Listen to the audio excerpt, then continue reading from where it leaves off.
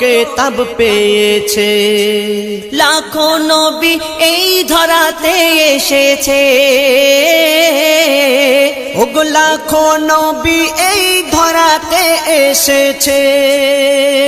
কোরআন শুধু প্রিয় মোহাম্মদ পেয়েছে। 104 কিতাব নাজিল হয়েছে, শ্রেষ্ঠ কিতাব শ্রেষ্ঠ নবী পেয়েছে। 22 বছর 5 মাস আর 14 দিন ধরে 6666 আয়াত নাজিল করে।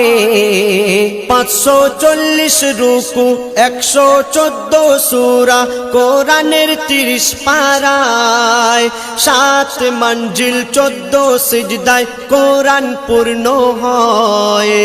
আল্লাহর বায়ান